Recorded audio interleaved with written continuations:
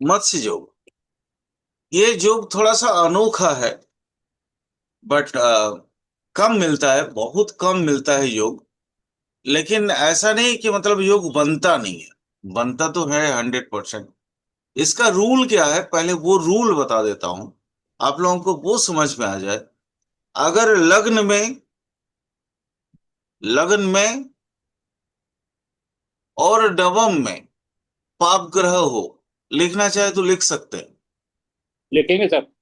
लिख लीजिए, अच्छा रहेगा। चलिए मैम। लग्न लग्न में और नवम में। लग्न में और नवम में अगर पाप ग्रह होते हैं,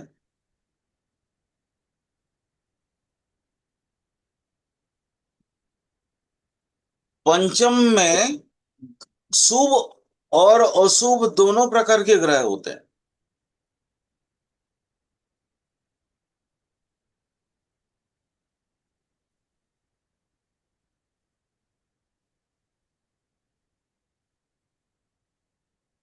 हो गया। हम्म। लग्न और नवम में पाप ग्रह होंगे, शुभ अशुभ दोनों ग्रह माने शुभाशुभ ग्रह जो है पंचम में होंगे। और आपका दो और हाउसेस में चाहिए, जैसे फोर्थ हाउस में एक पाप ग्रह चाहिए और अष्टम हाउस में एक पाप ग्रह चाहिए, तब मत्स्य योग बन जाए।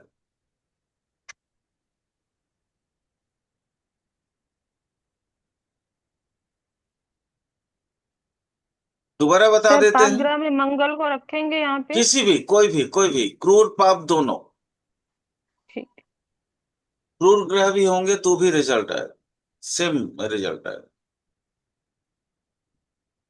मतलब नैसर्गिक क्रूर या नैसर्गिक पाप दोनों का बोध एक ही है, रिजल्ट देने का क्षमता एक ही जैसा है। ठीक है। इवन सूर्य भी होगा तो भी ये बन सकता है, ये योग बन सकता है, वाला भी योग बन सकता है।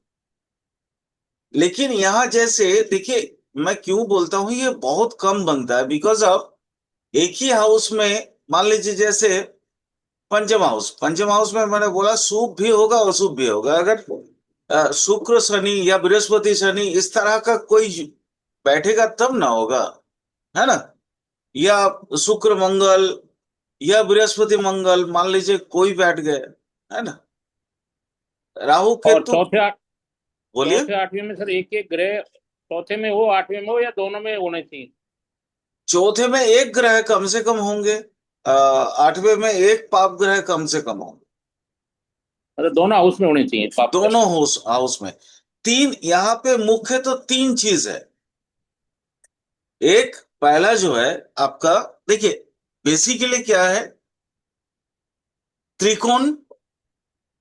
बेसिकली समझ लीजिए, फॉर्मूला कैसे याद रखेंगे।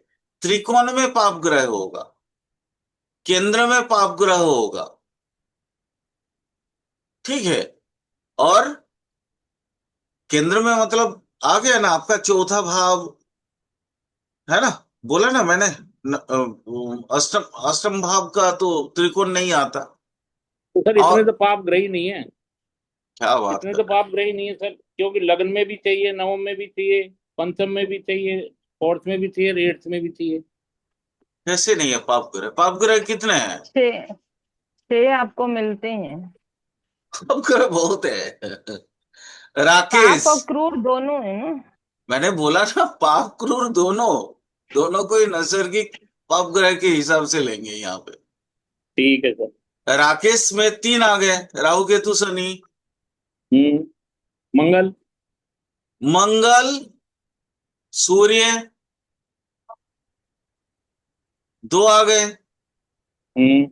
और छिन चंद्र, तीन आ गए। अच्छा ठीक है। ठीक है। तो बन सकता है, ऐसा नहीं कि बन नहीं सकता है। लेकिन ये योग कब बनता है, क्योंकि देखिए अमावस का जन्म होना चाहिए, अमावस या चतुर्दशी या त्रयोदशी का, कृष्ण पक्ष का, तभी ना आपको क्षीण चंद्र मिलेगा, है ना। हम्म। तो आप जिनका बनता है तो उनका बन जाता है। अब पंचम में जैसे शुभ भाव भी होना चाहिए, शुभ ग्रह भी होना चाहिए, अशुभ ग्रह भी होना चाहिए, थोड़ा कम मिलेगा, औसतन कम मिलेगा। अच्छा, इसका रिजल्ट मिलिए, लिखिए। समझ गए ना योग कैसे बनता है, वो तो समझ में आ गया। हाँ सर। क्या क्या बोले, क्या आप एक बार क्या लिखे हैं, थोड़ा सा बता दीजिए हमको। मैंने लिखा है, अगर लग्न में और नवम में पाप ग्रह, इसमें लग्न और नवम में पाप ग्रह होते हैं।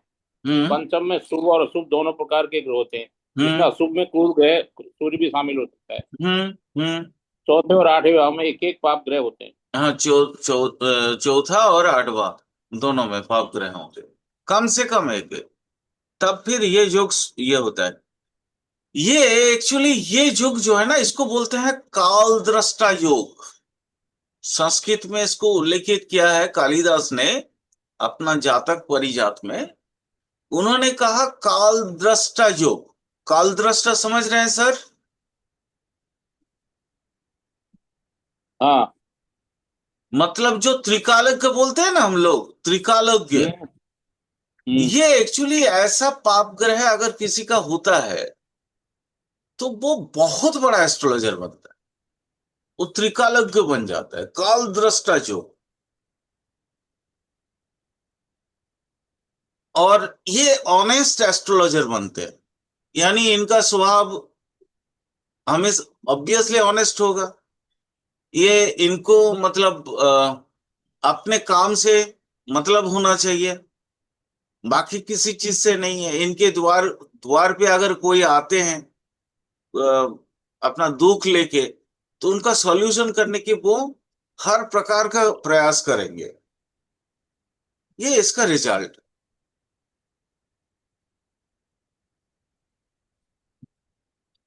और एक्सट्रीम एस्ट्रोलॉजर तो ही बन सकते हैं सर जब वो धर्म शास्त्र का अध्ययन बहुत अच्छे से किया होगा और धर्म परायण भी होना होगा, क्योंकि सरस्वती जिह्वा में तभी आती है जब आप खुद निर्लोभ व्यक्ति बनते हैं।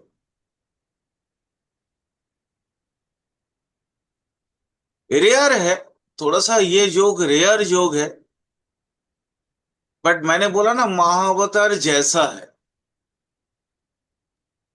तो आप सर यहाँ पे एक आंसर दीजिए। आपने बोलिए। अभी बताया धर्मशास्त्र का अध्ययन करने वाला हो, तो अगर हम नाइन्थ को और एट्थ को लेंगे, वहां पे दोनों जगह अगर पाप ग्रह में मिलते हैं, तो क्या ये धर्म को मानने वाला होगा? 100% मैम। एक्चुअली अच्छा। इसका जो दिमाग में रहेगा, मैं थोड़ा सा समझा देता हूँ। आप बहुत अच्छा प्रश्न हाँ किया आप, बहुत अच्छा प्रश्न किया। देखिए, नाइन्थ हाउस है क्या? नाइन्थ हाउस है आइडियोलॉजी। ओके जी मैम। सर। और एट हाउस है क्या? रिसर्च का। हाँ जी। तो इसके जीवन की जब शुरुआती हिस्सा होगा, क्योंकि फोर्थ हाउस में पाप ग्रह है, थोड़ा सा हाँ समझ जी। लीजिएगा इसको। हाँ जी। हाँ फोर्थ जी। फोर्थ हाउस में पाप ग्रह है, तो फोर्थ हाउस में पाप ग्रह होने का मतलब क्या है? सबसे पहले युद्ध। ठीक हाँ है। जी। किसके लिए? हम्म। अपने पूर्वजों से युद्ध। मतलब यानी अपने से बड़े जो भी होगा उनकी बात को नकारा जाएगा। फोर्थ में ठीक, पाप यानी ग्रह है। ये एक नवीन विचारधारा को जन्म देगा। सुनिए मैम, सुनिए। नवीन विचारधारा या क्या है वो आप बाद में बताना, पहली चीज को समझो। हम्म। हम्म। मतलब जैसे होता है ना, आ, आप सबसे पहले विद्रोह क्रांति लाते हो अपने आप में। हाँ, आप हम्म। अगर आपके बुजुर्ग बोलते हैं कि ईश्वर का साधना करो, तो वो तो अगर उसके पास मतलब अपना विचार नहीं होगा, तो फिर हम्म। वो घंटी बजाने वाला पंडित हो जाएगा। जी। ठीक है। लेकिन ईश्वर को पाने के लिए उसके अंदर सबसे पहले तो नेतिवाचक होना चाहिए। जी। नेति नेति जो चरई बेती, उपनिषद कहता है हम्म। इसको। ठीक है। मतलब नाना करके जो आगे चल के, और उसके बाद जो उसके अंदर जो एक्सपीरियंस आता है जीवन के हम्म। अनुभव से, वो जब समझने लगता है मैम, उसका जब हम्म। विश्वास बनता है, भरोसा बनता है, फिर उसके जैसा कोई भी आस्तिक हो ही नहीं सकता। ईश्वर तो पे मरा मरा विश्वासी। राम।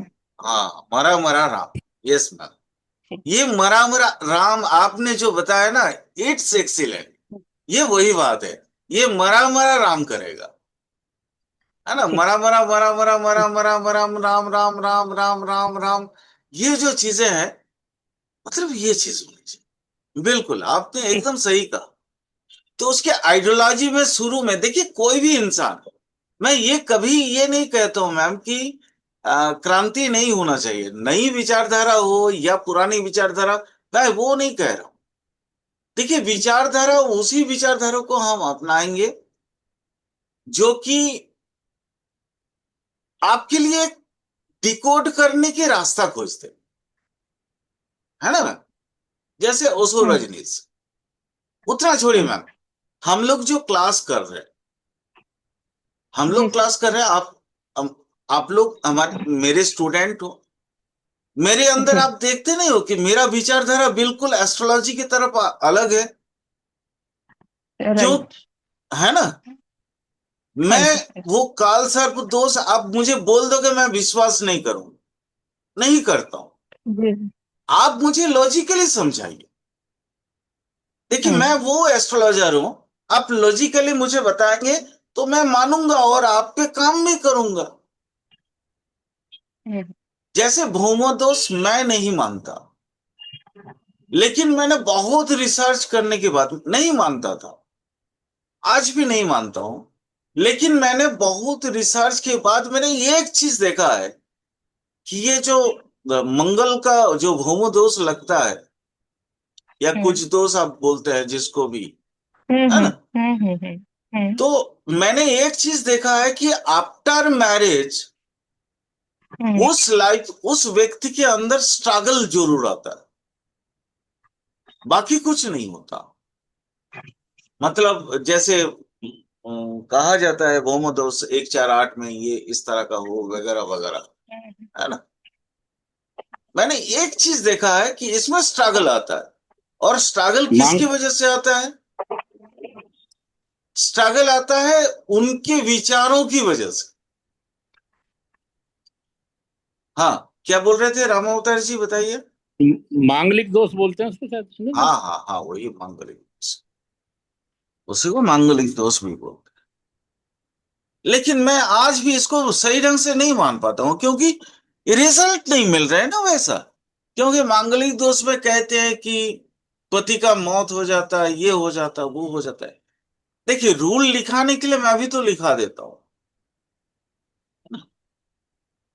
बट एस्ट्रोलॉजी, देखिए एस्ट्रोलॉजी में मेरा जो ट्रांसफॉर्मेशन हुआ है, वो ट्रांसफॉर्मेशन मैं नेति नेति से चराई बेती में ही हुआ है। मैं बिल्कुल नहीं मानता था इन चीजों को। आज भी बहुत सारा ऐसा सूत्र है सूत्र है। जैसे मैंने आपको उस दिन गज दोष पढ़ाया था, ये गज योग पढ़ाया था, याद है राम अवतार जी। जी जी। तो मैंने क्या बोला कि देखिए, गज योग उन जो जमाने में था, उन समय में क्या है ना, हाथी पालना बड़ा भारी भरकम मेहनत का काम और रईसी का काम होता था। तो राजा के घर में ही हाथी पलते थे, है ना। लेकिन अश्व किसी के घर में भी हो सकते थे। तो जैसे आजकल बाइक, मैंने वही डिकोड आपको करवाया ना उस दिन, कि देखिए उस चीज को आज अगर देश काल पात्र के हिसाब से लाएं, तो आप बाइक और कार को लीजिए।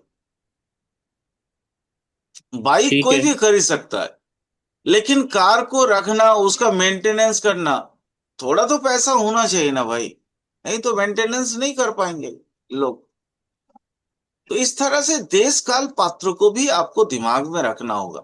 तो लॉजिकली कोई चीज अगर होते हैं, तो मैं मानता हूं वो सूत्र है, और लॉजिकली अगर नहीं होता है तो मैं मानता हूं वो दंत कथा।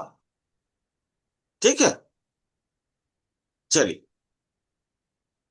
अगला चलें। क्लियर हो गया ना ये? Okay sir.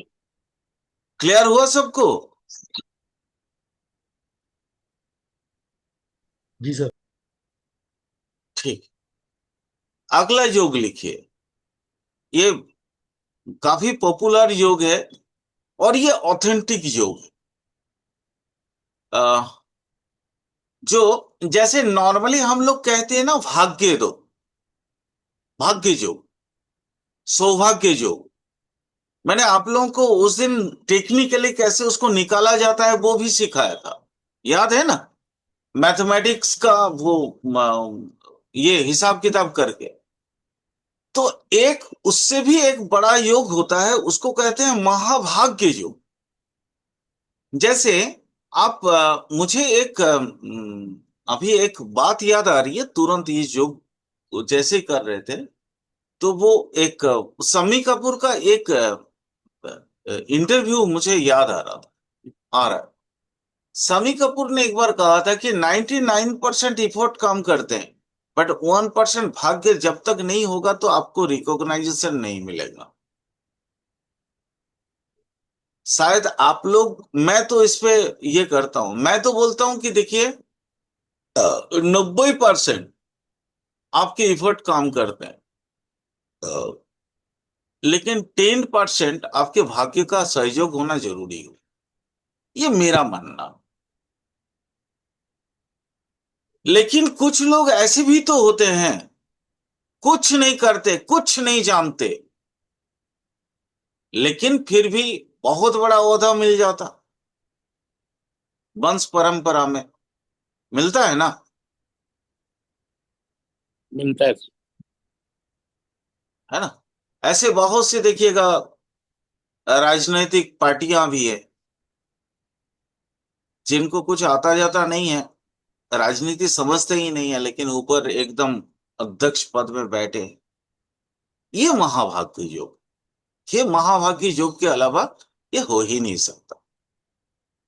ठीक है, इस योग को लिखिए, नया चीज है, आप लोगों को भी अच्छा लगेगा और सीखने को भी मिलेगा एक नया चीज। पुरुष के लिए अगर दिन में जन्म होता है, देखिए हमारे जन्म इधर दिन में होते हैं या तो रात में होते हैं।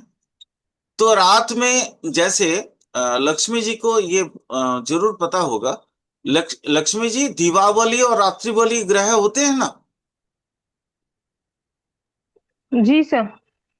तो रात में जैसे शनि, शनि की अगर लगन हो या सनी। शनि राशि में हो, हेलो। तो रात्रि बलि होने की जी वजह सर। से लगन में पावर बहुत आता है, हाँ जी आता सर। है। वैसे हाँ जी, दीपावली शनि में राहु के। दीपावली में सूर्य का हिसाब किताब चलता है। ठीक जी है। सर। तो इसी तरह से अगर कोई पुरुष का जन्म अगर दिन में हो,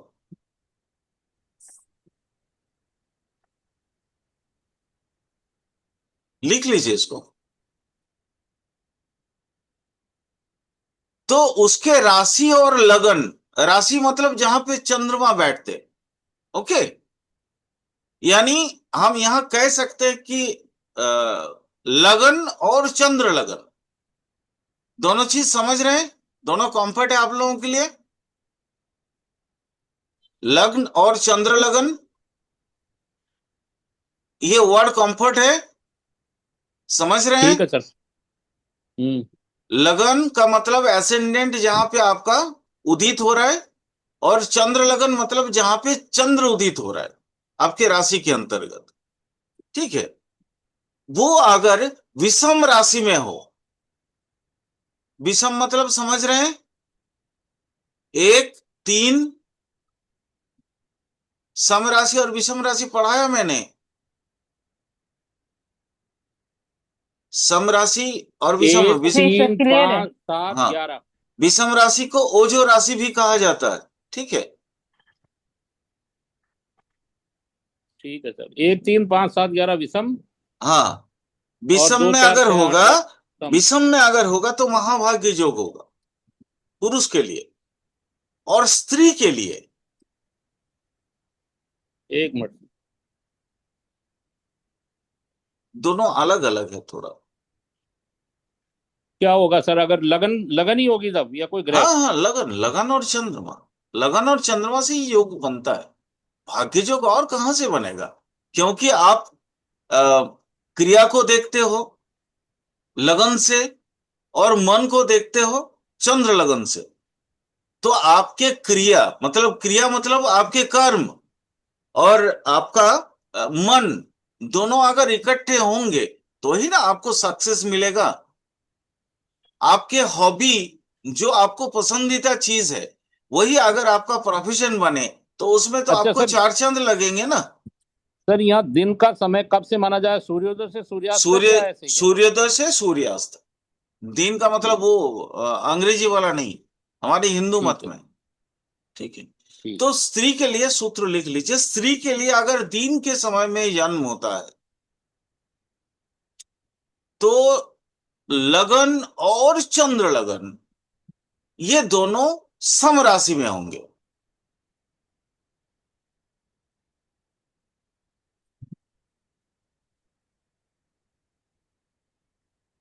हो गया।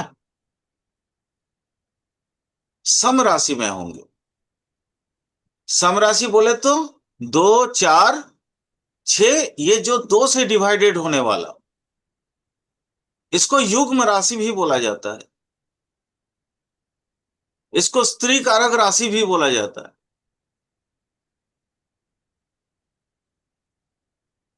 तो महाभाग्य योग बनता है स्त्री के लिए। यहां देखिए, रात्रिकालीन जन्म के लिए सूत्र कतई एप्लीकेबल नहीं होगा। ये केवल और केवल दीनकालीन जन्म के लिए सूत्र अप्लाई होता है। ये उसमें बड़ा कसन लगा देना। महाभाग्य योग पुरुष के लिए दिन के समय में पैदा होने वाला जो ये है, पुरुष है, उसका राशि, रात्रिकालीन भी बताऊंगा मैं कैसा होगा क्या नहीं। वो युग विषम हो। लगन लगन और ये जो है युग्म में पढ़ना चाहिए, मैंने सम राशि विषम राशि में पढ़ना चाहिए पुरुष के लिए, और स्त्री के लिए वो सम राशि में पढ़ना चाहिए। रात्रिकालीन में ये उलट जाता है।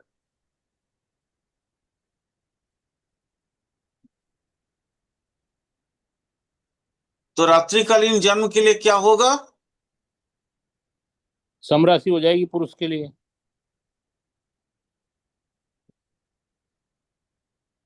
और स्त्री के लिए विषम राशि हो जाएगी। विषम राशि हो जाएगी। गुड।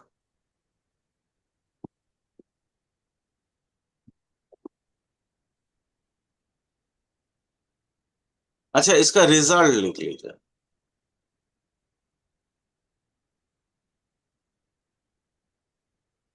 महाभाग्य मतलब क्या है? इसका योग का नाम से ही जो है आपको इसका रिजल्ट समझ में आ जाएगा। महाभाग्य मतलब भाग्य को बढ़ाने वाला, वृद्धि करने वाला। ठीक है। तो ऐसे जातक ऑब्वियसली उदार चरित्र का होगा, सत चरित्र का होगा, उसके पास पैसा वगैरह बहुत होगा, वो दीर्घायु होगा, बहुत प्रख्यात होगा, वो दान ध्यान करने वाला होगा, लोगों के दुख दुख में वो हमदर्दी रखने वाला होगा, है ना, इत्यादि इत्यादि। आप जो एक सेंसिटिव इश्यूज होते हैं इंसान का, एक मानविक स्वरूप को आप दर्शा दो, दिखा दो, तो आपका महाभाग्य योग कंप्लीट है, पुरुष के लिए भी स्त्री के लिए भी। स्त्री के लिए कुछ खासियत है, थोड़ा सा वो बता देता हूं। स्त्री अगर महाभाग्य योग में पैदा होती है तो उसकी जो संतान, वो जो संतान प्रसव करेगी, वो संतान दीर्घायु होते हैं। और वो मतलब जैसे होता है ना राज रानी टाइप की, मतलब उसके पास संपदा की कोई कमी नहीं है, और वित्त का भी कोई कमी नहीं है। मतलब यूं समझ लो राज रानी टाइप का।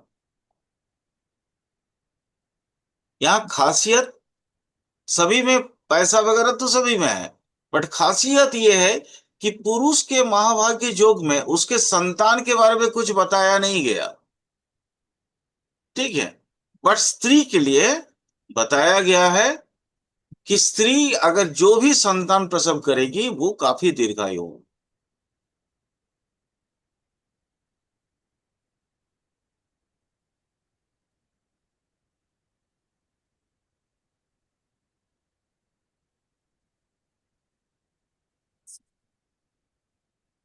हो गया, लिख लिए। ओ, लिख लिया। चलिए आगे आगे समझते हैं। कूर्म योग,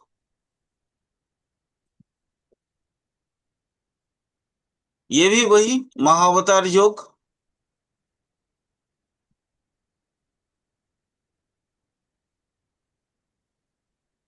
इसमें एक मजेदार चीज मैं आज आप लोगों के सामने में, लक्ष्मी जी थोड़ा सा सुनिएगा, और आपको बहुत पसंद आएगा, क्योंकि ये आप बार बार ये प्रश्न हमसे किए हैं। ठीक है। कि सर तीसरे और एकादश में अगर कोई क्या बोलते हैं शुभ ग्रह बैठ जाए तो क्या रिजल्ट होगा, क्योंकि मैं शुभ अशुभ निष्पक्ष ग्रह में मैंने ये तीन और एकादश को बहुत खराब भाव बोला था मैंने। लेकिन वहां पे ये बोला था कि वो जागतिक के लिए बहुत अच्छा भाव है, बट स्पिरिचुअल एनहेंस के लिए वो भाव अच्छा नहीं है। तो लक्ष्मी मैम ने बहुत बार मेरे से ये प्रश्न किया है। ठीक है। तो आज मैं आपका वो प्रश्न का एग्जैक्ट आंसर देने वाला हूं। लिखो आप। अगर किसी भी व्यक्ति के कुंडली में लग्न भाव में, तीसरे भाव में और एकादश भाव में कोई भी शुभ ग्रह, सर एक बार रिपीट करना, अगर कुंडली के किसी भी कुंडली में, किसी भी जातक की कुंडली में लग्न भाव में, तीसरा भाव में और एकादश भाव में कोई भी शुभ ग्रह या तो उच्चस्थ प्राप्त होकर बैठेगा या स्वगृही होके बैठेगा, तो ही ये कुर्म योग बनते। तो उसमें एक स्वगृही, वो एक और वर्ड आप लिख लो। अरे यार, मित्र क्षेत्री वर्ड ही बोल रहा था। मतलब जैसे किसी उसके जो ये है, क्या बोलते हैं उसको, कोई भी प्लेनेट का जो मित्र प्लेनेट है उसके घर में भी अगर तीसरे भाव में या लगन में या एकादश में बैठ जाए, तो यहाँ कंडीशन सही है कि ग्रह शुभ होंगे, नैसर्गिक शुभ ग्रह होंगे, नंबर वन। नंबर टू क्या है, वो चाहे तीसरे में या एकादश में या लगन में उच्चस्थ होंगे या स्वगृही होंगे या आप मित्र ग्रह के राशि में होंगे। क्लियर। अब अपनी भाषा में लिख लो इसको, और क्या लिखे हो वो थोड़ा बता देना। जो रूल है वो मैंने बता दिया, वो याद नहीं आ रहा था मित्र वाला।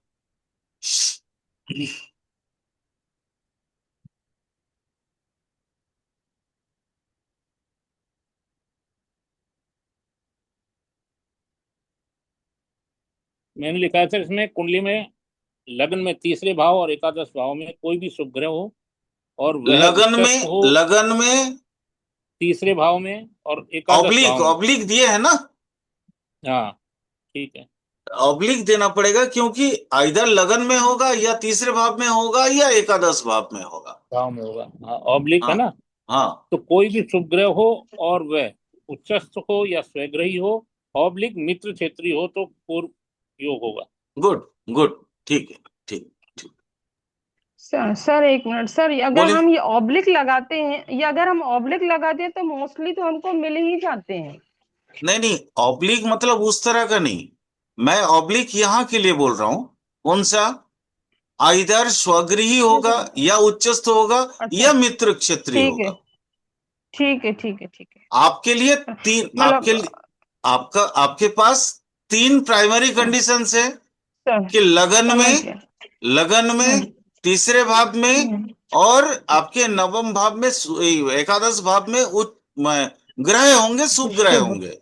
ठीक है। शुभ, जी, ठीक, ठीक। और वो मतलब जैसे सर वो मान, सर सर अच्छा सर अच्छा, एक ये मिनट एक मिनट, मैं समझ गया हूँ, आप लोगों का थोड़ा सा डिस्टरबेंस हो रहा है। मैं एक एग्जांपल ले लेता हूँ, समझा देता हूँ, रुको थोड़ा सा, जस्ट 2 सेकेंड। ठीक है, समझा देना ज्यादा बेटर रहेगा, क्योंकि नहीं तो फिर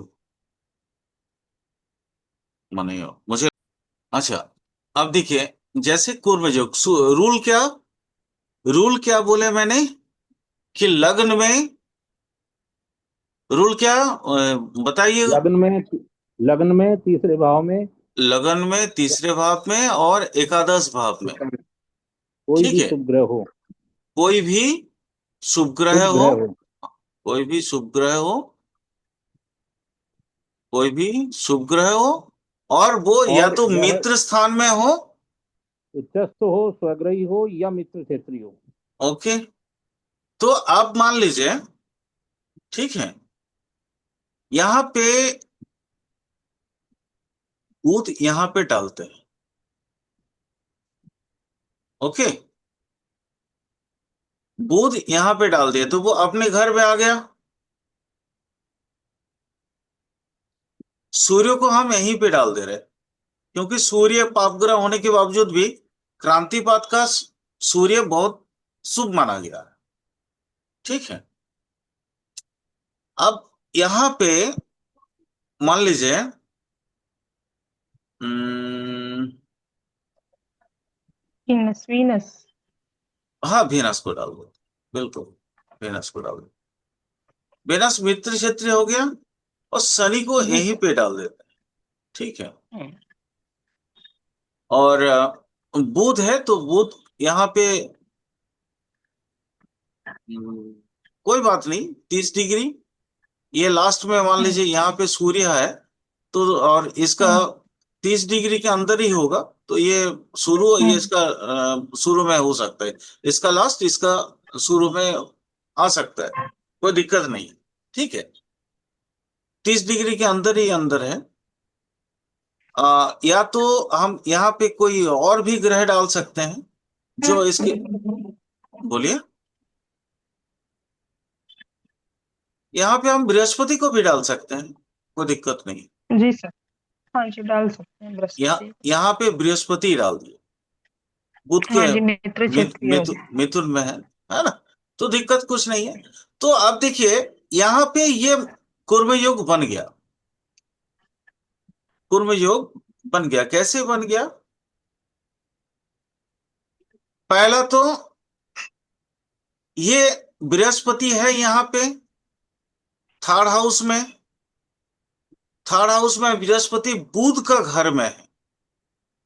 ठीक है, बुध के घर में, बुध कौन सा है, बृहस्पति के लिए बुध मित्र स्थान या मित्र पक्ष है, शत्रुता तो है नहीं, बृहस्पति उसको शत्रु नहीं मानते, बुध भी नहीं मानते, क्योंकि बृहस्पति किसी का शत्रु जनरली है ही नहीं। सूर्य यहाँ पे है, तो सूर्य यहाँ होने की वजह से सूर्य बुध यहीं पे डाल देते हैं, बुध को भी यहीं डाल देते हैं, तो सूर्य बुध इकट्ठे आ गए, बुधादित्य योग भी हो गया। और अ, सूर्य यहाँ पे परम उच्च का प्राप्त होते हैं, साथ में बुध भी है, और बुध के लिए मंगल, कोई डिस्टरबेंस नहीं है, और वेनस 11th में आ गया। देखिए, और शनि को अगर यहाँ पे हम डाल रहे हैं, तो एक दूसरे की, ये एकादश पति यहाँ पे परम उच्च होके बैठे हैं, और मित्र स्थान होने की वजह से वेनस भी बहुत अच्छा है, वेनस भी बहुत अच्छा है, तो ऑब्वियसली ये योग जो है कुर्म योग बन गया। मैम सही है ना लक्ष्मी मैम? जी सर। सर, मेरा ये कहना है, अगर हम बृहस्पति को लगन में डाल दे, सूर्य बुध को थर्ड में डाल दे, तब भी तो चलेगा। तब भी होगा, तब भी होगा, हाँ जी। अगर मान लीजिए सर वही। मेरे पास एक कुंडली है ऐसी, उससे आप बताओ कि ऐसा टॉरस की कुंडली है हम्म। तो उससे बनता है क्या कुर्म योग? बस सिर्फ टॉरस करना है आपको इसको, और कुछ नहीं सर। मैं कर दे रहा हूँ, कर तो दे। वो बिल्कुल क्लियर उससे हो जाएगा सर, जहां तक मैं समझता हूँ। ठीक, कोई बात नहीं। टॉरस कोई भी योग ले सकते हैं सर, कोई भी लगन ले सकते हैं, कोई दिक्कत नहीं।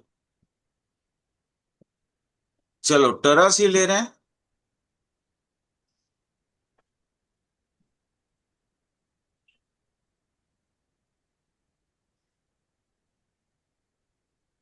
मान लीजिए ये हो गया दो, है ना? तीन, हाँ।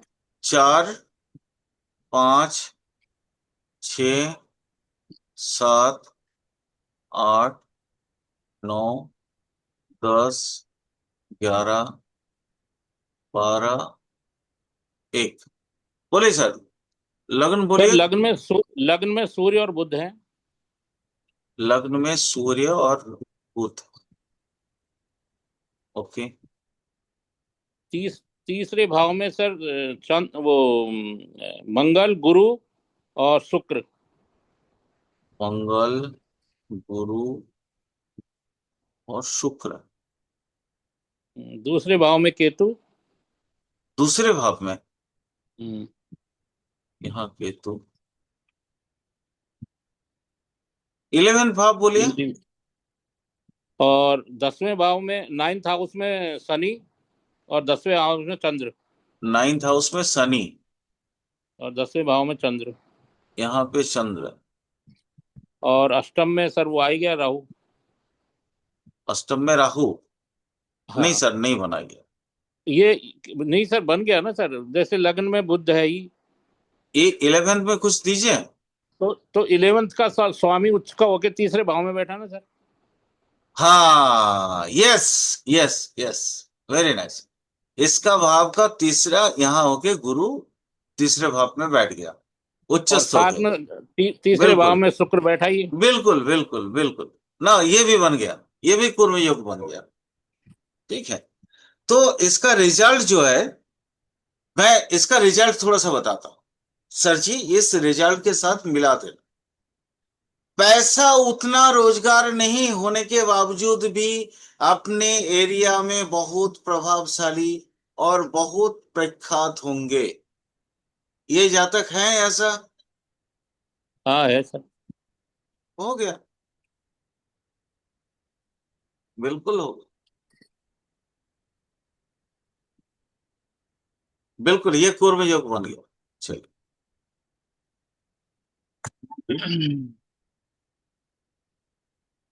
चलिए, बहुत अच्छी बात है। आगे चलें। जी। तो सर तीसरे से और 11वें का क्या ऐसा संबंध बन गया जो इसमें सर जो आपने योग अरे बताया जिससे कि 11वां का धनवान हो गया सर वो? धनवान नहीं होगा। 11वें का पति जो है उसका स्वामी ग्रह जाके उच्चस्थ होके तीसरे भाव में बैठ गया। तो 11वें से तीसरा कौन सा भाव हो गया? 11वें से तीसरा कौन सा भाव हुआ भाई? 11वें से तीसरा कौन सा भाव है, बताओ ना जरा। Fifth sir. सर। पंचम हो गया ना सर। ये देखो, हम्म, ये 11वां हुआ, तो जी इसको सर। आप एक मानो, ये दो मानो, ये तीन मानो, ये चार मानो, ये कौन सा हो गया, पांच। तो 11वां से ये कौन सा आ गया, फिफ्थ हाउस। तो जी। ये बेसिकली कौन सा आया, 3, 7, 11 का त्रिकोण में आया। जी सर। तो अगर एकादश पति जाके तीसरे भाव में अपने पंचम में जाके अगर बैठता है और उच्चस्थ होके बैठता है, तो ये परम उच्च का माने स्थान तो उसको ऐसे ही प्राप्त है। साथ में जी फिफ्थ सर। का भी ये प्राप्त हो गया। मतलब त्रिकोण को अकेला गुरु जो है, उस पूरा का पूरा त्रिकोण को जो है एनहेंस कर दिया, बढ़ा कर दिया, विस्तार दे दिया। तो कुर्म योग जी बन सर। गया। आ गया समझ में सर, आ गया सर। इनहेंस कर देते हैं ना। हम्म। महाअवतार योग ही पढ़ा रहे थे। तो देवेंद्र जो एक आता है उसको भी थोड़ा सा बता दो।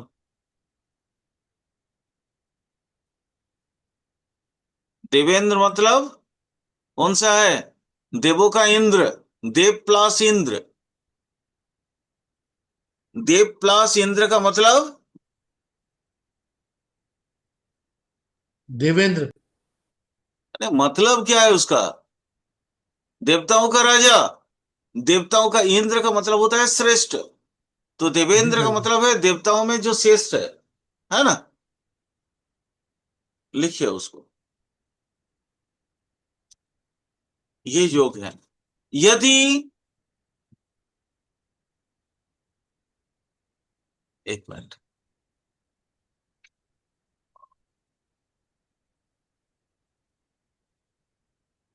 हाँ, लिखिए लिखिए लिखिए लिखिए। यदि लग्न स्थिर होता है,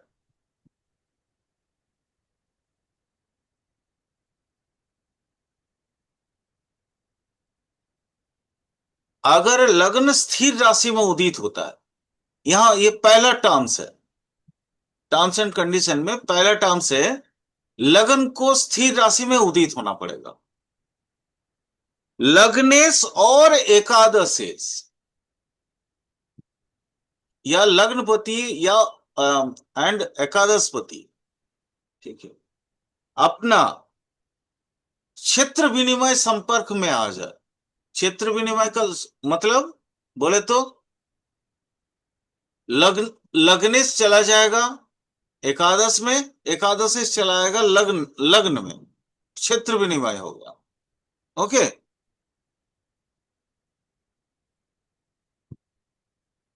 कंप्लीट हाइफन देना। ये पहला ए रूल। बी रूल में है, सेकेंड लॉर्ड अगर दसम में जाएगा, सेकेंड लॉर्ड अगर दसम में जाएगा, या टेंथ लॉर्ड अगर सेकेंड में आ जाता है, टेंथ लॉर्ड अगर सेकेंड में आ जाता है, तो फिर वो देवेंद्र योग बनता है। इस योग को समझते हैं। चलिए,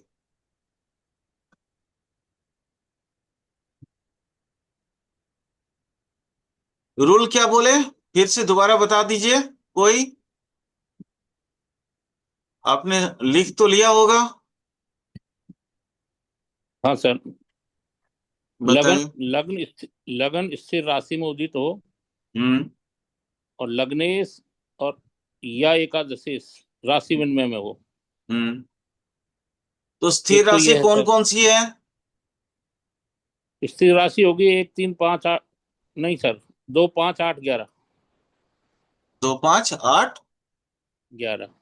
तो मान लीजिए एक पांच का ही ले रहे हैं, लग्न पांच का ले लिए सिंह राशि का।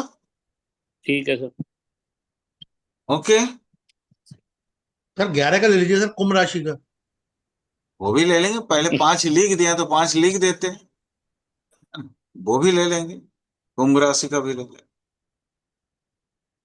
अब पंचम का लग्न हो गया, तो सूत्र क्या है? लग्नेश, इसका पांच, पहले लिख लेता हूं, रुकिए नहीं तो फिर दिक्कत होगा। 7 8 9 10 11 12, 1 2 3 4। सूत्र क्या है? इसमें लग्नेश सर और एकादशेश। राशि लग्नेश, विनिमय में हो। हाँ, क्षेत्र विनिमय या राशि विनिमय हाँ। संपर्क में हो। तो और सबसे पहले तो आपको, सु, सु, आपको वृषभ राशि में किसको ले जाना पड़ेगा? अरे वृषभ भैया, में क्यों सर? पहला सूत्र तो यह है सर, बुध तो यहाँ आ जाएगा पंचम में, और सूर्य 11th में चल जाएगा। बुध कहाँ? 11 12 1 2, दसम, दसम में, ओ एकादश, यस हाँ। एकादश। तो यहाँ पे आप, ठीक, तो हम पहला, पहला जो ये कर रहे हैं, लग्नेश और एकादशेश आपस में हाँ। क्षेत्र विनिमय होगा। तो आप तो मान लीजिए बुध को यहाँ ले लेते हैं। थोड़ी और कलर चेंज, वहाँ कलर चेंज कर लो, नहीं तो दिक्कत होगा। बुध को यहाँ ले लेते हैं और इसको यहाँ लेके चले जाते हैं सूर्य को। ओके, पहला कंप्लीट हो गया। क्लियर, कंप्लीट हुआ। जी। अच्छा, दो चार ग्रह और बिठाते हैं ताकि मतलब ये हो। मान लीजिए थोड़ा सा समझते हैं इसको और अच्छा से। इसमें मैंने मून बिठा दिया, चंद्र को अपने राशि पे बिठा दिया, मतलब सिंह लगन और कर्क राशि। ठीक है, सिंह लगन और कर्क राशि का हो गया। सेकेंड हाउस में, सेकेंड हाउस में दे देता हूं केतु। मैंने एक और इसका सेकेंड पार्ट भी बोला था कि हाँ द्वितीय सर, वो बोला बोलिए। द्वितीय दशम में हो और दशमेश द्वितीय भाव में हो। हाँ, तो यहाँ पे मैं एक बिठा देता हूं आपका शुक्र। ओके, दसवें से आ गया सेकेंड हाउस आ में। गया। और और दशम में बुध। हाँ, बुध तो ऑलरेडी आपने चेंज कर लिया है। वो तो सर वो एक ही योग बनेगा ना फिर। अरे, आप तो एक ही चीज कर लिए ना, तो दसवें सेकेंड में आ गया ना। हाँ तो लेकिन फिर यहाँ भी तो बुद्धि है सर, सेकंड हाउस का लॉर्ड। अरे सर, आप बुध तो यहाँ पे बिठा दिए ना ऑलरेडी, अब वो बता रहा हूँ ना कैसे होगा, कहाँ से होगा। हाँ। तो हाँ, ये इसलिए तो बताइए। मैंने केतु और शुक्र लिया यहाँ पे। ठीक है सर। समझाते, क्योंकि बुध है तो बुध के आसपास में तो सूर्य भी तो बिठाना पड़ेगा। हम्म। सर यहाँ पे नहीं बनेगा, सूर्य से 4 भाव आगे शुक्र है। ठीक, यहाँ तो यहाँ वो तो दूसरी कुंडली बनानी पड़ेगी सर आपको, इसी कुंडली को चेंज कर दो सर। अब आप ये हटा दो, पहले तो बन ही गया एक। अब सर इसमें अभी मैं बता रही हूँ आपको। हम्म वीनस आपने शुक्र को यहाँ पे रखा। सर बुध को वहां से, अच्छा नहीं होगा, नहीं सर इस लगन में नहीं आएगा। नहीं नहीं, बनेगा बनेगा, काहे नहीं बनेगा, बनेगा तो सर जरूर। तीन चीजें हैं, बुध, सूर्य और वीनस, ये तीनों आगे पीछे घूम रहे हैं और इन्हीं से ही बनना है। हाँ बिल्कुल। क्योंकि सूर्य बुध, हाँ ये यही पे एक्चुअली यहाँ पे बन सकता है, बिकॉज ऑफ ये देखिए, मान लीजिए 30 डिग्री का डिफरेंस में अगर आ जाता है तो हो ही सकता है ना। दीप्तांश के अंदर, दीप्तांश के बाहर भी हो सकता है, ऐसा तो नहीं है कि और दो मतलब दो रूल लागू होंगे, तीसरा रूल नहीं लगेगा, क्योंकि सूर्य बुध शुक्र आजू बाजू में होने चाहिए और यहाँ पे 5 खाने हैं, उनको कनेक्ट करना है। 5 खाने हैं, उससे कनेक्ट करना है, करवाता। देखिए, थोड़ा सा सोचने दीजिए हमको। जब मैं लग गया तो फिर इसको देख लेता हूँ। इसमें बृहस्पति को बिठाते हैं जैसे तो। अगर केतु को सर वहां से हटा के और दूसरे नंबर में सर राहु को बैठा दें, तो राहु की दृष्टि से मामला नहीं बन जाएगा सर? कि उनसे कहाँ पे राहु, राहु कहाँ दीजिएगा। जब भैया राहु सर यहाँ, यहाँ केतु वृष बिठा राशि में। है तो राहु यहाँ आएगा ना। दिखा, देखते हैं, एक सेकंड।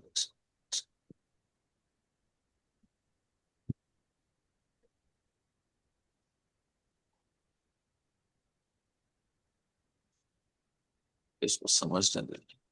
अनु। आ,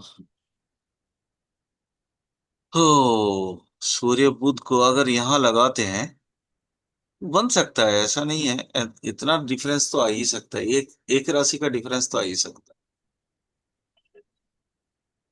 ऐसा नहीं है कि बन नहीं सकता। ये देखिए, दशमेश एक रूल फॉलो हो रहा है, दशमेश जाके यहाँ पे बैठ रहा है। ठीक है, हम्म। दशमेश यहाँ पे बैठ गया तो एक रूल तो फॉलो हो गया।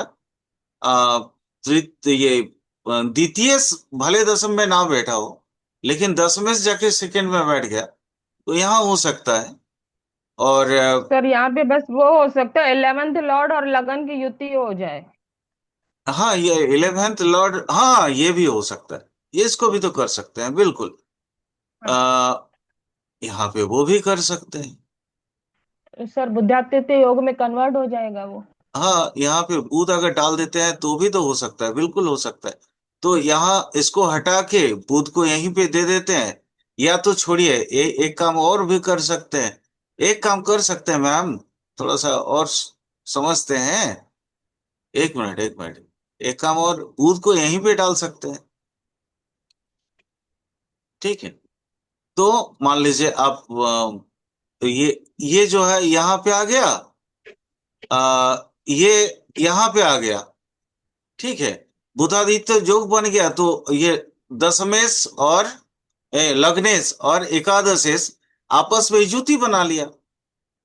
लेकिन सूर्य का, बुध का दृष्टि तो यहाँ नहीं जाएगा ना। दृष्टि कहाँ किसका आ रहा है? सर राहु का दृष्टि तो। सर बोलिए। सर यहाँ पे दृष्टि की तो बात आई नहीं है, राशि ना ना, परिवर्तन की बात आई राशि है। परिवर्तन, राशि परिवर्तन है, हाँ, क्षेत्र परिवर्तन। तो जी बुधादित्य सर। योग, बुधादित्य योग बनने से एक एक रूल तो बन गया। शुक्र बुध को जी आपस सर। में बदल गया तो ये देवेंद्र हम्म। योग तो बन गया। मान लीजिए द्वितीयेश अगर दशम में चला गया और हम्म। दशमेश अगर आपका द्वितीय में चला गया, तो ऑटोमेटिकली बुधा, हम्म। ये योग तो बन गया, साथ में एकादश में बुधादित्य योग हो गया। तो फिर अल्टीमेट देवेंद्र योग तो बन गया। देवेंद्र योग तो बन गया। अच्छा, इसको वो ये जो बोल रहे थे, उसी को समझते हैं एक बार।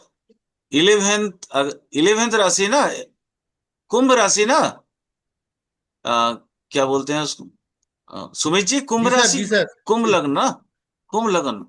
सर, कुंभ हाँ, लग्न को लेकिन समझ। सर आ गया समझ में, वो बड़ी बढ़िया तरीके से आ गया सर समझ में सर। हाँ, आ गया ना समझ में। बहुत बढ़िया तरीके से सर, बहुत बढ़िया तरीके ठीक। चलिए अब एक बार कुंभ लग्न को भी देख लेते हैं। से। ठीक है सर। हाँ, एक्चुअली यही रूल ही दिमाग में नहीं रहता ये। लक्ष्मी मैम को बहुत अच्छा से रहता है। मैं बार बार देख रहे हैं ना, 30 डिग्री के आसपास में सूर्य बुध को बिठा दे रहा हूँ। ठीक है। जी 11, 12, 1, 2, 3, 4, 5, 6, 7, 8, 9, 10। अब देखिए, ये आपका एकादशेश, लग्नेश एकादश में जाना है, तो आपको यहाँ जी पे सेटन को देना पड़ेगा। लगन में गुरु को बैठा दीजिए, सेकंड में मंगल को ये बैठा दीजिए। इसमें हम जुपिटर को बिठा देते हैं और सेकेंड में मंगल को बिठा देते हैं। बस हो गया, मंगल। बन गया योग, बन गया देवेंद्र योग। सर, अगर ठीक है। जुपिटर सर जो वो है मेष राशि में बैठ जाए तो? अरे मेष रूल राशि में रूल। फिर तो रूल नहीं हो रहा है ना भाई। तो लेकिन ओके। लेकिन सर ये कहाँ बना? बन गया ना सर, बन गया, बन गया। द्वितीय द्वितीय भी तो दशम में जाना चाहिए ना सर। अरे कोई एक रूल तो हो नहीं गया ना नहीं भाई। नहीं। दो, मैंने एक आपको दो पार्ट दिया था। चाहे एकादशेश लग्नेश में चला जाए, क्षेत्र विनिमय हो जाए, लग्न में चला जाए, या लग्नेश एकादश में चला जाए, ये नंबर वन पार्ट है। और नंबर टू पार्ट है हाँ कि सेकेंड, सेकेंड का लॉर्ड इधर दशम में जाए या दशम का लॉर्ड सेकेंड में आ जाए। बात तो वही है। तो यहां देखिए, मंगल आ गया ना, मंगल आ गया यहाँ पे ठीक सेकेंड में। ठीक और ठीक। ये दोनों सैटर्न और जुपिटर आपस में बदल दिया, तो ये भी देवेंद्र योग बन गया। बट यहाँ आप जैसे कह रहे हो, ये सुमित, आप जी यहाँ सर। जुपिटर को बैठाओगे तो रूल कहाँ से फॉलो हो रहा है? रूल ही तो फॉलो नहीं हो रहा है। रूल में तो अपने बस चार ही घर है भाई। एक लग्न है, दूसरा सेकेंड हाउस है, और दसम हाउस और एकादश, एकादश हाउस। अपने पास जी सर, चार जी से सर, ज्यादा जी। पांचवा घर तो है ही नहीं, भाव तो है है ही ही नहीं नहीं। है, सही बात है, सही बात है ना? तो इसलिए नहीं बन सकता है वो। है। हमने क्या बोले? क्लियर समझ आ गया ना सबको? देवेंद्र बिल्कुल सर, योग। बिल्कुल सर। अच्छा, इसका बिल्कुल सर, रिजल्ट, बिल्कुल। रिजल्ट मैंने बोला है क्या? नहीं बताया सर रिजल्ट अभी। रिजल्ट लिख लो, रिजल्ट, रिजल्ट लिख लो। रिजल्ट मतलब है, अ, जैसे इंद्र होते हैं ना, इंद्र, इंद्र क्या होते हैं? रोमांटिक होते हैं। वो देखने में बड़ा हैंडसम होते हैं। इंद्र को समझो ना, इंद्र देवताओं का राजा है, बहुत विख्यात है ना। इंद्र मरते नहीं है, सालों साल अमर है। तो यानी यहाँ पे अमर मत लिखना, दीर्घायु लिखना। ठीक है, अमर मत लिखना, दीर्घायु लिखना।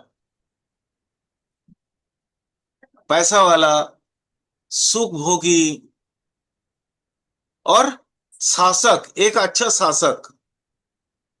तो शासन एडमिनिस्ट्रेटिव में भी बहुत अच्छा पकड़ रहेगा इसका। क्योंकि देखो, इंद्र की विरुद्धाचरण कोई भी देवता नहीं करते, चाहे वो अग्नि हो, वरुण हो, कोई भी हो। क्लियर। और इंद्र क्या होते हैं, एक और बात है, इंद्र हमेशा डरे हुए होते हैं ना। ये सर नो, अरे पौराणिक कहानी बिल्कुल में सही। हमें, बिल्कुल। हाँ बिल्कुल सर, बिल्कुल बिल्कुल। तो वो सिंहासन का आप, डर रहता है कि सिंहासन ना चला जाए। हाँ, तो सिंहासन ना चला जाए, इसलिए वो दुर्ग या किला बना के रखता है। तो देवेंद्र योग भी होगा तो किला बनाने वाला होगा वो। ठीक है। चालाक भी है सर वो, हाँ। चालाक भी बहुत है।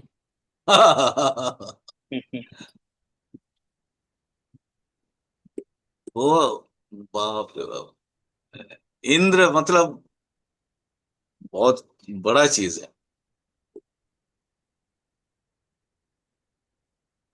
अब कौन सा जोक लें, चलो एक और जोक लेते हैं। मुकुट जोक, बड़ा अच्छा जोक है। ये बृहस्पति से बनने वाला जोक है। मुकुट योग। मुकुट जोक, मुकुट जानते हो ना, ताज, सर में जो सजाया बिल्कुल। जाता है, राज मुकुट कहते हैं ना, राज मुकुट। ठीक है। हाँ, ताज पेशी उर्दू में बोलते हैं। अगर बृहस्पति, ये बृहस्पति से बनने वाला योग में से फेमस योग है, और बहुत फेमस योग। बृहस्पति अगर नवमपति का नवम में,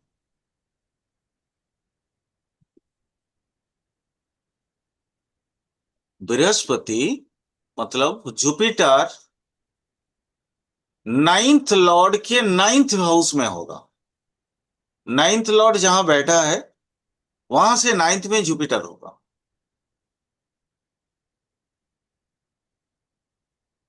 वापिस समझाना सर, बृहस्पति अगर नवम, नवमेश से। बृहस्पति नवमपति जहां बैठा होगा, नवमपति से नवम में होगा। नवमेश कहीं बैठा होगा ना एक, हाँ। तो नवमेश से बृहस्पति नाइन्थ में होगा। आया समझ में, नहीं आया? आ गया। और बृहस्पति के नाइन्थ में एक कोई शुभ ग्रह होगा।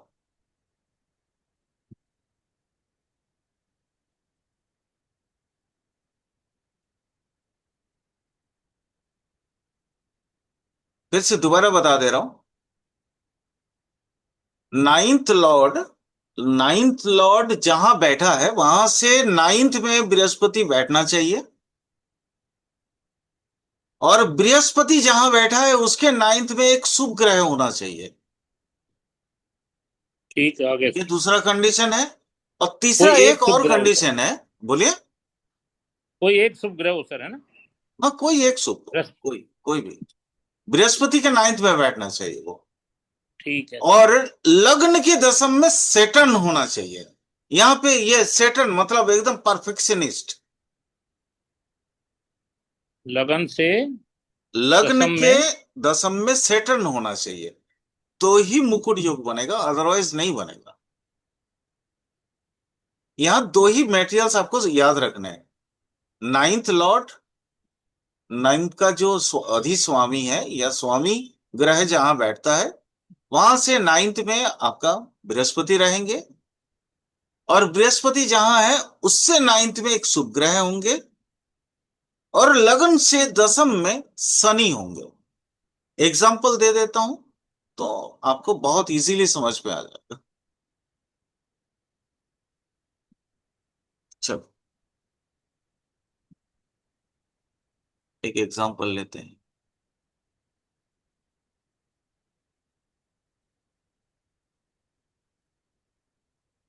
मान लो ये मीन लग्न का एक कुंडली है, ठीक है। मीन लग्न की कुंडली है, लगन में कुछ भी होगा, बिठाते हैं। 1 2 3 4 5 6 7 8 9 10 11।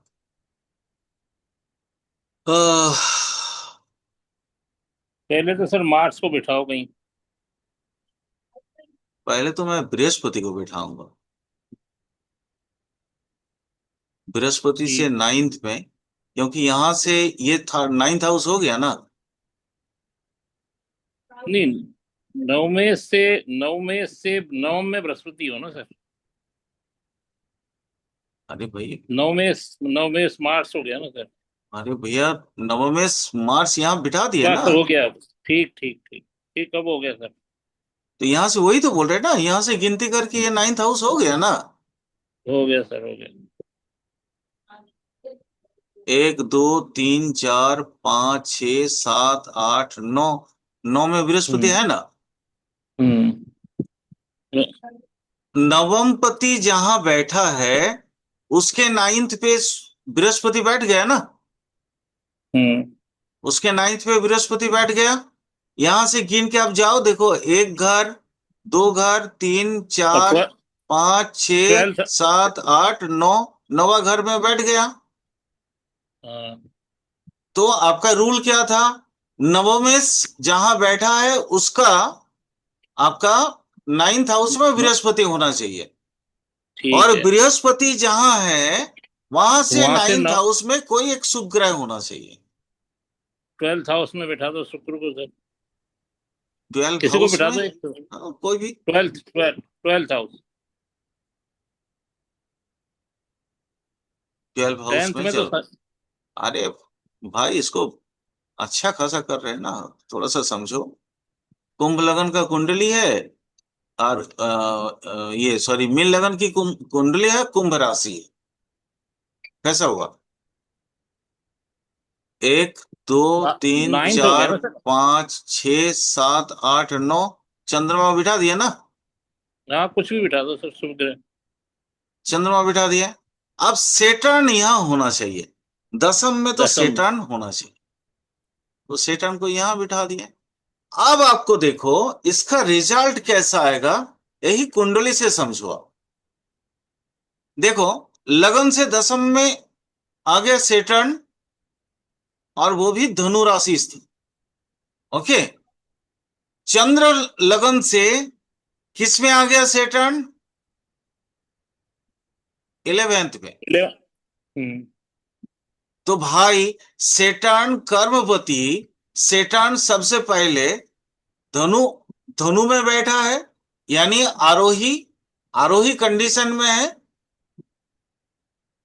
लक्ष्मी हम्म जी बहुत ध्यान से सुनिएगा। ये जी सर। हाँ, देखिए यहां सेटर्न, अब आप लोगों को खुद ही आप बता पाओगे कि इसका रिजल्ट क्या होगा। तो देखिए, लग्न से दशम में मतलब कर्म को इफेक्ट कर दिया, वर्क ओरिएंटेड हो गया जी व्यक्ति, सर। ठीक है। जी सर। और चंद्रमा से ये 11th हाउस हो गया, चंद्रमा से काउंट करोगे तो ये कौन सा आ गया? 11th हाउस आ गया। 11। जी सर। 11th मतलब जागतिक इच्छा कर्मकांडिक पूर्ति। जितना भी ये है, प्रॉफिट है, वो उसको मिलेगा, हम्म। ठीक है। यानी ये हो गया चंद्र लगन से प्रॉफिटेबल। तो इस व्यक्ति का जीवन चर्चा कैसा होगा फिर? अब आप ही लोग बताओ मुझे। राजमुकुट जोग ऐसे ही नहीं बना है ना, कुछ तो होगा।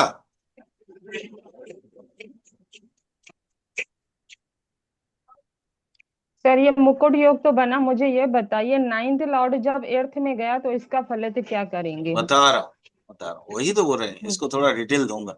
3 मिनट टाइम है, थोड़ा डिटेल दे देता हूँ। देखिए अब ये आपका नाइन्थ लॉर्ड चला गया जाके, नाइन्थ लॉर्ड, नाइन्थ लॉर्ड बोली ना मैम? जी सर, मंगल नाइन्थ, आपने एर्थ में रख, एर्थ हाँ हाउस में नाइन्थ, डाला है ना। नाइन्थ लॉर्ड चला गया 8 में। तो क्या हुआ, हम्म। स्टेटस में थोड़ी सी कमी आ गई। हम्म। ठीक है, स्टेटस में जैसे आ, मान लीजिए जैसे प्राइम मिनिस्टर, इंडिया का हम्म। भी प्राइम मिनिस्टर है। हम्म। अब वही सेम कंडीशंस जैसे प्रेसिडेंट आपका अमेरिका का भी है, और हम्म। वही प्रेसिडेंट आपके गांव का एक छोटा मुखिया का भी हो सकता है। हम्म। स्टेटस में डिफरेंस आ गया, आइडियोलॉजी हम्म। एक है, और वो हम्म। स्ट्रगल के माध्यम से जो है अपना अपार जाने की कोशिश करेगा। ओके, तो यानी थोड़ा सा सिस्टम एक होने के बावजूद भी उसका स्टेटस में कमी आएगा। सेटन यहां देखो, 10वीं भाव में सेटन खुद बैठा है, तो सेटन जब बैठ गया तो इसको आप कह सकते हो कि ये कॉमन आदमी नहीं है, ये जंगली आदमी है। यानी जैसे वन्य उपजाति वगैरह जो होते हैं वो सारी चीजें हम्म। होंगे, जैसे होता है ना संथाल सरदार, समझ गए? हम्म। हाँ, जो आम आम जनता, तो ये वो होगा, और इसका राजमुकुट, यानी वो जनरली उस एरिया का राजा है। ये यूं समझ लेना, आप देख लेना, जैसे आपके एरिया का कोई ट्राइब्यूनल या ट्राइब वाला या शेड्यूल कास्ट या शेड्यूल ट्राइब का कोई भी व्यक्ति हो और वो उस एरिया का सरदार हो, तो इस तरह का कुंडली आपको मिलेगा। उसके ताजपोशी होता है, बट छोटा मायने में, क्योंकि यहाँ पे अष्टम जो है आपका, अष्टम में चला गया नवम में। क्लियर, यहाँ पे बिठा दिए। क्लियर हो गया सर मैम? हम इसको सर हम इसको अच्छी तरीके से पॉजिटिव कर दें तो खुफिया विभाग यानी डिपार्टमेंट का वो उच्च अधिकारी होगा, हाँ वो भी कह सॉलिड सकती है, अधिकारी, वो भी कह सकती है। है ना। लेकिन यहाँ सेटन है ना, तो सेटन तो खोजबीन का तो उतना नहीं है। सेटन मापकाठी है, जाति उपजाति का दिखाता है, तो जाति उपजाति देख सकते हैं। सिर्फ सर, अगर सेटन यहाँ नहीं होता तो आपकी बात मैं मान लेता। ठीक है, नहीं सर, मंदिरों में हम पुरानी चीजें ही तो खोजते हैं, खुफिया हाँ विभाग से। आर्कियोलॉजिकल, यस, हाँ। आर्कियोलॉजिकल, हाँ। आर्कियोलॉजिकल डिपार्टमेंट आप इनको बिल्कुल अच्छे से दे सकते हो। यस, दे सकते हो, दे सकते हो, आर्कियोलॉजिकल डिपार्टमेंट दे सकते हो। ठीक है, क्लियर हुआ? जी सर। चलिए फिर आगे बहुत सारा योग और भी ये करेंगे, पढ़ेंगे बहुत सारा।